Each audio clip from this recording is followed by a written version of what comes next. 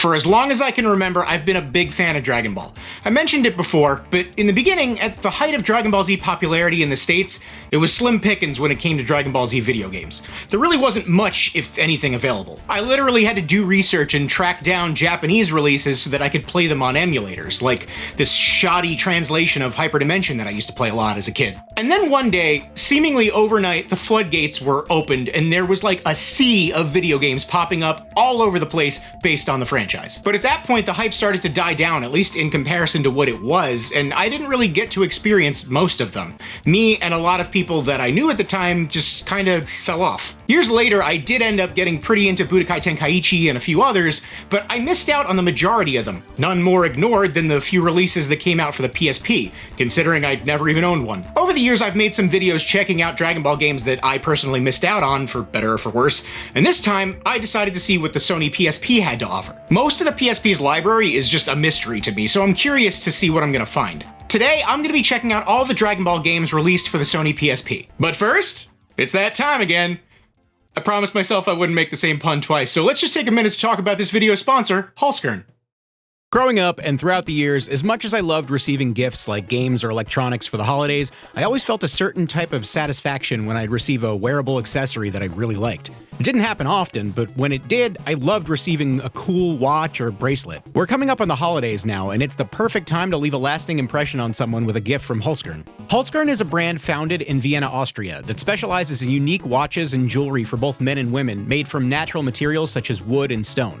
Their products are made in small quantities, which ensures every item meets a high standard of quality that will stand the test of time. Personally, for my watch, I went with the Witty model and the Forte bandlet to go with it. Now, usually I go for stuff that's a little more understated like grays and blacks, of which Hulskern has plenty, but this time I wanted something with a little more color. The green marble on both is super unique and eye-catching, and the contrast between the marble and walnut on the Witty watch is striking. Now, when it comes to the holidays, real talk, I honestly never know what to get most people for occasions like Christmas and birthdays, and I rack my brain over what kind of gift to get someone. Well, the holidays are quickly approaching, and a watch or accessory makes the perfect gift. And Hulskern's designs and materials are so diverse and unique, you're bound to find something for everyone. And you can count on them to get your order to you in time, taking away a lot of the potential stress. I know I've had my fair share of worry about whether or not a gift would arrive on time. Luckily, all orders placed by December 19th are guaranteed to arrive by Christmas Day. They offer free express worldwide shipping from Vienna, customs fees are on them, and products typically arrive within 2 to 5 business days. So take the guesswork out of your gift-giving experience this year and get someone a unique, one-of-a-kind watch or jewelry. Just click my link in the description and use my code GILLY at checkout to save 15% on your holiday gifts site-wide for a limited time only.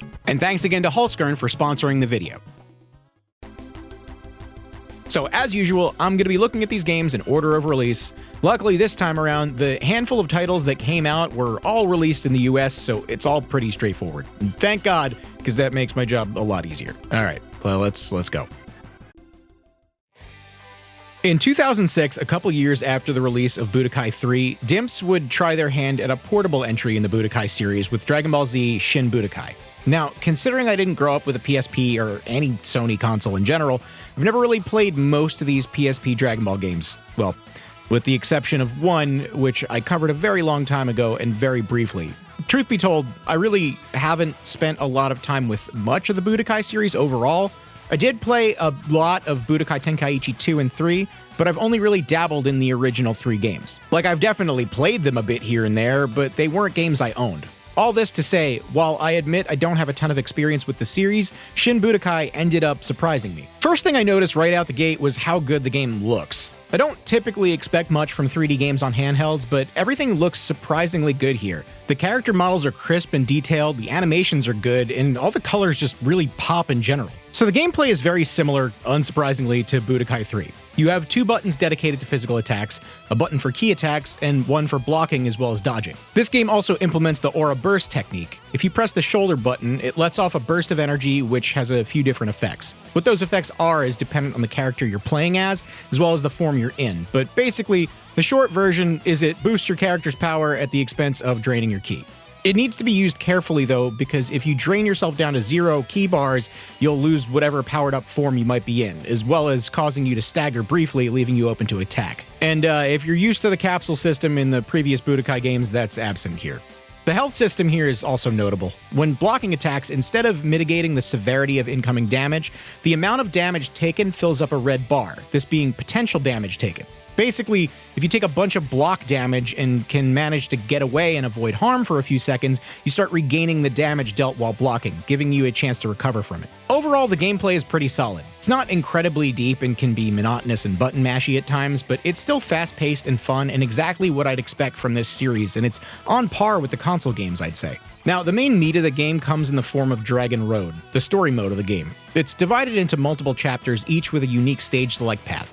All of this storytelling is done via what I could technically describe as cutscenes, essentially just back and forth dialogue between static images of characters. I'd go into the story, but it's honestly not really worth talking about, though there is something that I do find notable about it. It loosely follows the events of the Fusion Reborn movie, taking some liberties and putting its own spin on the story, but it's told through pretty boring and tonally inconsistent character interaction. That being said, 99.9% of the time when I boot up a Dragon Ball Z game, I prepare myself for the disappointment of needing to, once again, for the 4 millionth time, play through the story of the Saiyan arc through the Buu arc nearly every goddamn time. So, even though I don't love how the story in the game is told, it is genuinely refreshing to at least have a different story to go through in story mode. The different chapters also have branching paths which change the fights you'll encounter depending on your dialogue choice at the end of the previous fight. Eventually even changing up the Goku and Vegeta fusion you'll end up fighting with.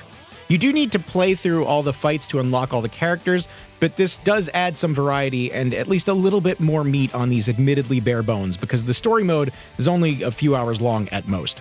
I didn't 100% story mode myself, but even then, it only took like 2.5 hours to get through, and that's while sometimes struggling with a couple fights here and there because of this game's weirdly inconsistent difficulty curve. Overall, the game in general isn't something I'd consider particularly difficult, and hell, most of it is surprisingly easy, but random fights will jump multiple tiers in difficulty out of nowhere with seemingly no buildup. It never gets too hard overall, and only a few of the fights are kinda hard, but the radical difference in difficulty even within the same chapters is noticeable. As you go through the game, you'll earn money to spend in the shop, a shop which is barely a thing at all. The only thing you can buy is different stickers which you can use to personalize your battle card, but since I won't be playing against anyone online, this is pointless. The game also has a couple other modes like training mode, arcade mode, both of which I don't really need to explain, but there's also Z Trials, which features both survival and time attack modes. Survival mode is pretty self-explanatory, defeat as many opponents as possible before running out of health, but time attack features 7 different courses, each with a different wave of opponents which you need to defeat in the allotted amount of time. Now, none of these extra modes are really anything to write home about, so once you're done with story mode, and I guess arcade mode, there really isn't much else here. I won't beat around the bush.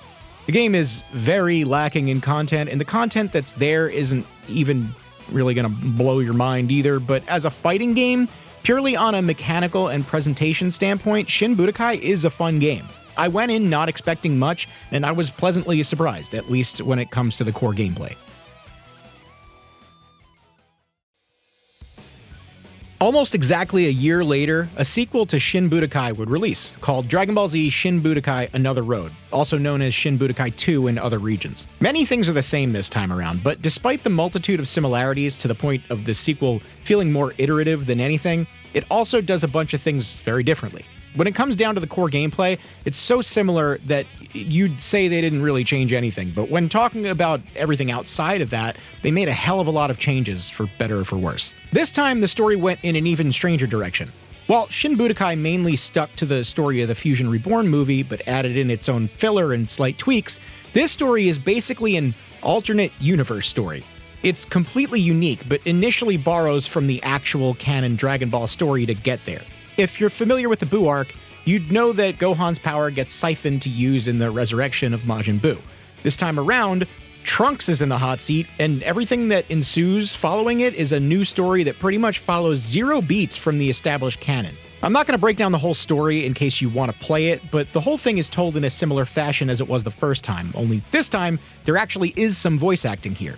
Not only does the iconic Dragon Ball Z narrator narrate the beginning of each chapter, but there's dialogue from the actual voice cast, at least sprinkled in. The mass majority of the storytelling is told through written dialogue with static character sprites, but the inclusion of voice acting really does help with immersion and makes the story feel at least a little less like fan fiction.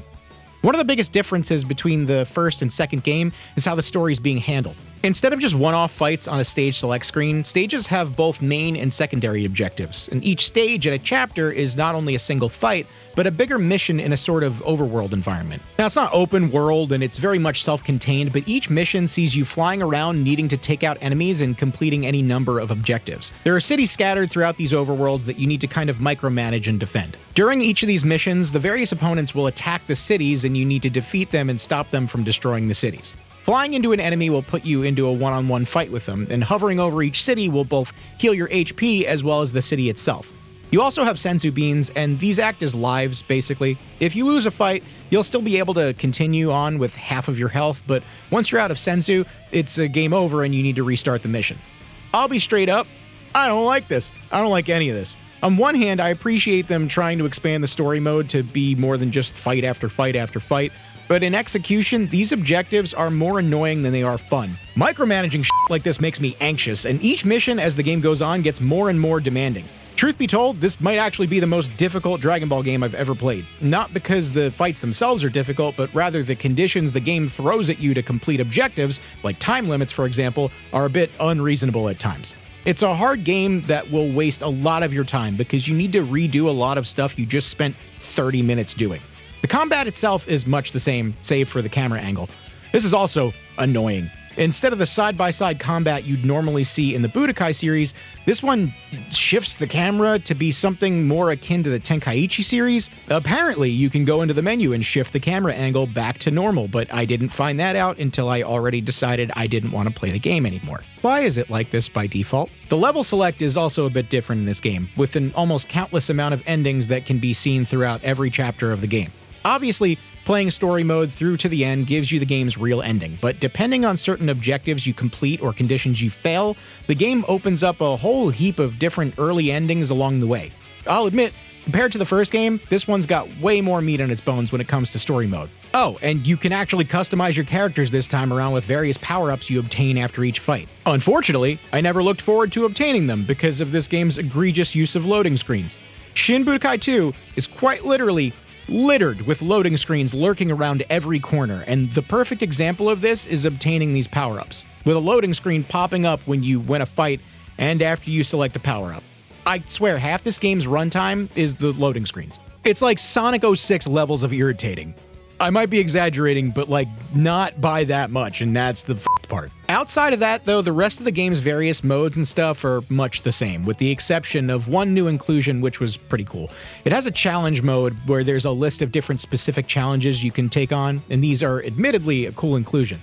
I do like when games have these kinds of modes, and they had a lot to make up for with Shin Budokai's anemic level of content. Apart from that, this game doesn't really do a whole lot in its core gameplay to separate itself from its predecessor. On one hand, I do think it's a much fuller experience, but it's also a really frustrating game, and overall I didn't enjoy it as much as the first game, despite it probably being a better and more complete product.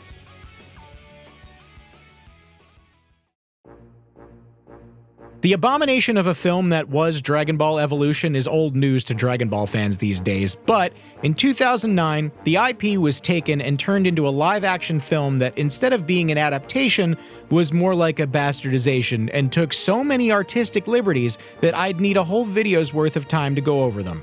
Keep that idea in the back of your mind for now. But what's even stranger is the video game that came out that was based on said movie. Now, normally this kind of thing doesn't work. It's a quick cash grab with very little effort, and in this case, it's honestly no different. What is different, though, is just how they chose to be lazy and low budget here.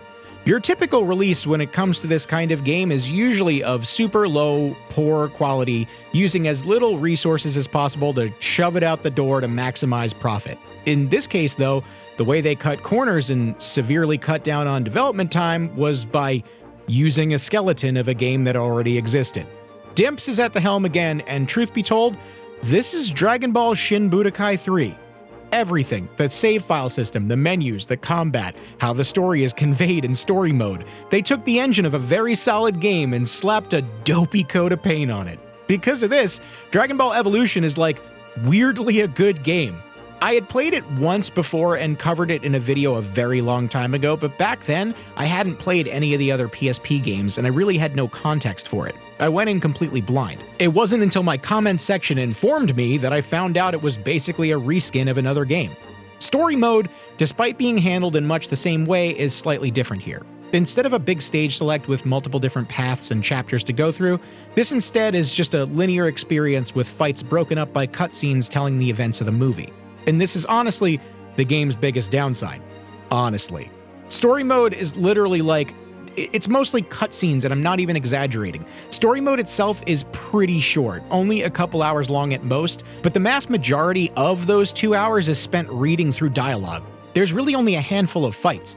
I can't recall the exact amount, but I swear it was like 10. It was like 10 fights. So to put that into perspective, think about how long it takes you to play 10 matches in a fighting game. I'm not kidding when I say story mode is mostly cutscenes more than anything. The main focus is going through the events of the story, and the fighting takes a back seat. Even those handful of fights you get to play, a good chunk of them are rematches with opponents you've already beaten, just by nature of the roster being extremely small.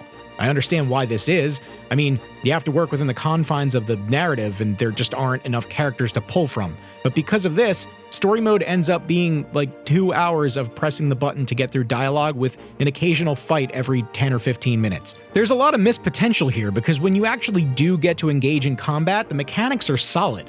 It's no surprise because the foundation this game is built on is already good, but this game does give a slightly different flavor of Budokai since the attacks and characters are different. Like, yeah, sure, this is supposed to be Goku, but he doesn't really play exactly like the real Goku would in a normal Budokai game. At the end of the day, look, I get it, it's a cash grab. They probably didn't want to put in more work than they needed to, but from the perspective of the player, the number of fights in story mode is genuinely bordering on unacceptable, even for a movie tie-in game. At least this game still has some of the side modes that the other games have. There's an arcade mode, naturally, but survival mode returns, as well as the mission mode with a pretty decent list of challenges to beat. This time around, the shop is a little different. Since you can't upgrade your character or create a custom fighter profile, the game's shop has a bunch of unlockables you can spend your money on that all have to do with the production of the film.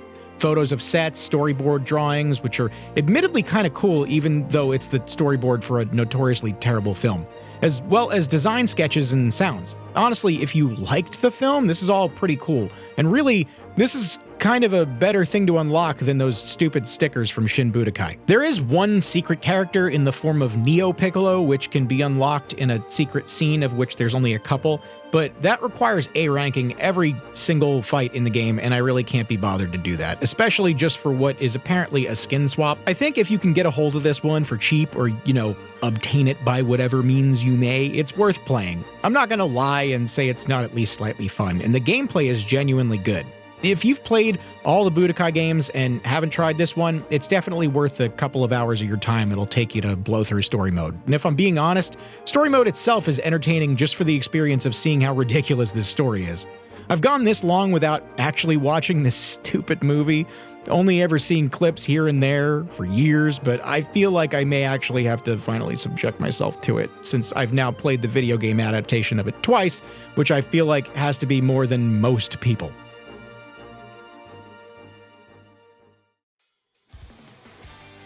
So, turns out the regular Budokai series wasn't the only one to appear on the PSP. A Tenkaichi game actually also had an entry on the handheld in the form of Dragon Ball Z Tenkaichi Tag Team. This time though, Dimps wouldn't be the ones responsible as they were for all the other PSP games, and instead a studio whom I've personally never heard of called Spike made this one. If you've ever played the Tenkaichi games, this is essentially a watered-down version of those with simplified controls since the PSP's button and stick configuration is limited. The main story mode in this one is called Dragon Walker, and much like every other Dragon Ball game that's ever existed, it's broken up into chapters which, once again, say it with me, covers the Dragon Ball story from the arrival of Raditz to the end of the Buu Saga.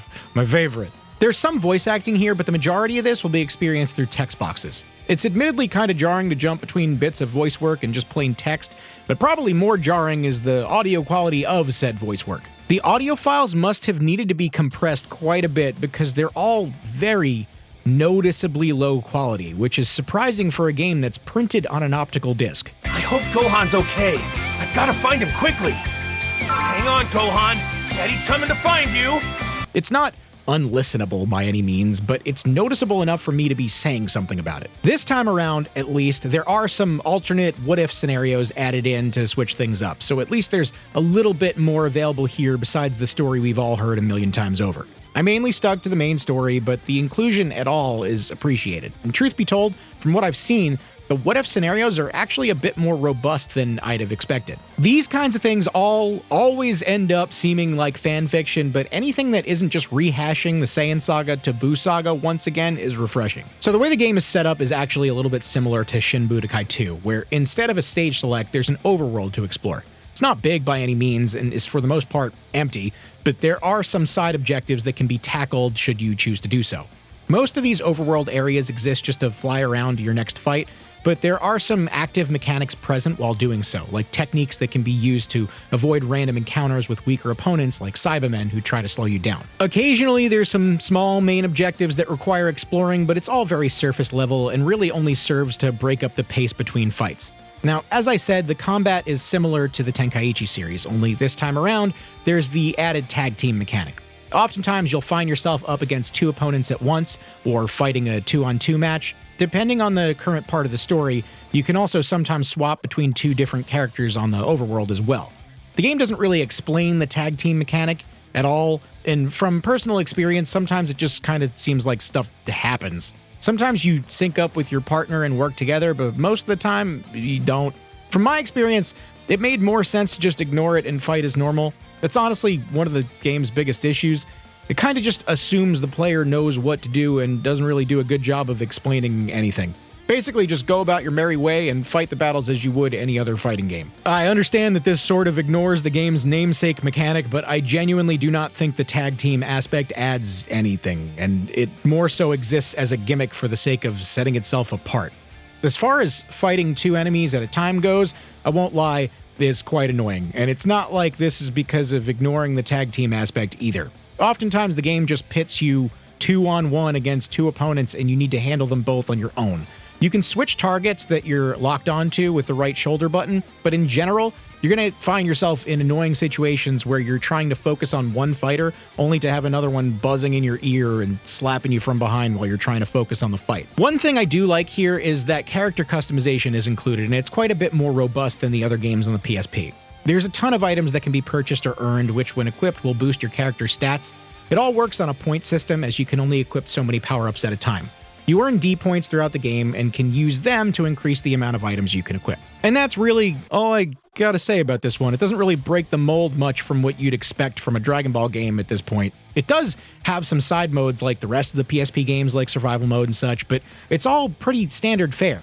The game's one main mechanic that should be the thing setting it apart from the other games is something that can be mostly overlooked or ignored.